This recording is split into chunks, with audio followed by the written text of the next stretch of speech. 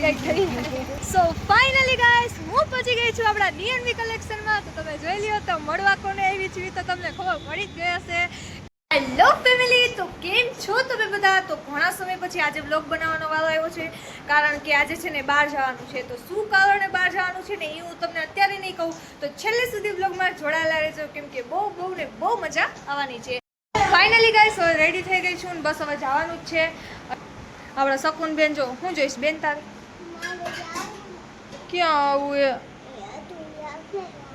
ક્યાં આવું તારે હું જાઉં હું એનું લેલા તને પછી લઈ જઈશ. હો મોઢે બાંધી લીધું કેમ કે બહુ તડકો હતો. આપણે અહીંયા પહોંચ્યા પેલા હેન ભૂત જેવું નથી થઈ જવાનું.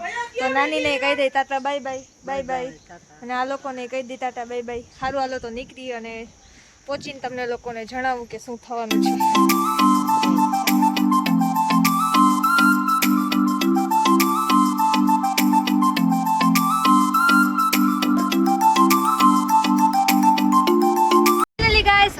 પહોંચી ગઈ છું આપણા રંગીલા શહેર રાજકોટમાં. તો જો તમે જોઈ શકો છો આ કઈ જગ્યા છે એ લોકો તમે બધા કોમેન્ટમાં જરૂરથી કહી દેજો.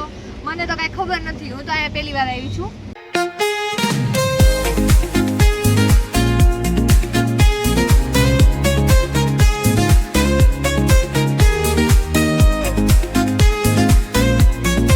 ફાઇનલી ગાઈસ હવે અમે પહોંચી ગયા છીએ અને તમે જોઈ શકો છો કઈ જગ્યા છે એનું તો મને કામ નક્કી નથી, પણ તમે લોકો ઓળખી શકો તો કહી દેજો કોમેન્ટમાં. જરા કહી દેજો કે કઈ જગ્યા છે અને ક્યાંનું છે. આ જગ્યાને તો તમે ઓળખતા જશો કઈ જગ્યા છે. બસ જો હવે નીકળી છીએ અમે અને પહોંચીને તમને કહી દો કે શેના માટે આવ્યા. રાજકોટમાં આવ્યા છીએ ને તો મને છે ને લોકેશન નથી મળતું, કઈ જગ્યાએ જવું ને ક્યાં જવું. એક તો આ રાજકોટનું ટ્રાફિક જુઓ તમે, કેટલું ભારે ટ્રાફિક છે. અને એમાં અમને છે ને ખોટી જગ્યાએ ઉતારી દીધા છે.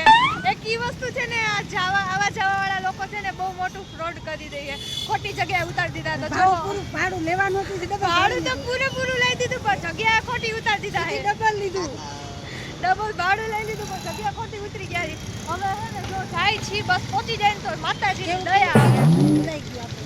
સો ફાઇનલી ગાઈસ હું પહોંચી ગઈ છું આપણા ડીએનવી કલેક્શનમાં. તો તમે જોઈ લ્યો તો મળવા કોને આવી છું તો તમને ખબર પડી જ ગઈ હશે કે આજે હું મળવા આવી ગઈ છું આપણા ગુજરાતમાં. એમ કહેવાય ને કે સૌથી મોટું નામ કમાવનાર વ્યક્તિ હોય ને એવા વ્યક્તિને મળવા આવી છું. તો નામ છે નીલ ચાવડા.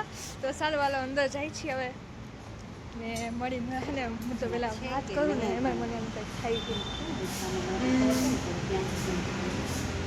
કોઈ દેખાતું તો નથી અહીંયા.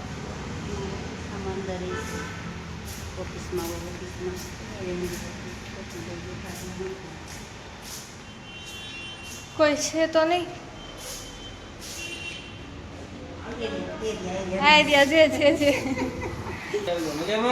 બસ મજામાં. કેમ છે નીલભાઈ?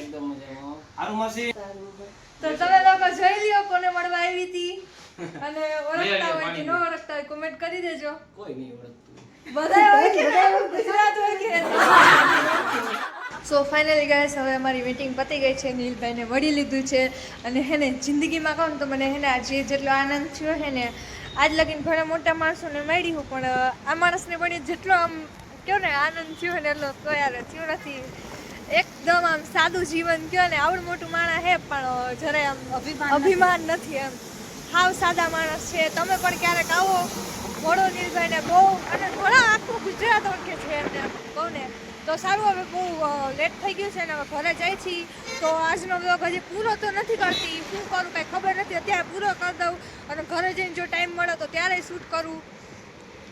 તો હજી તો જો હવે આ વખતે તો કાંઈ ઘરનું વાહન તો લઈને નથી આવ્યા.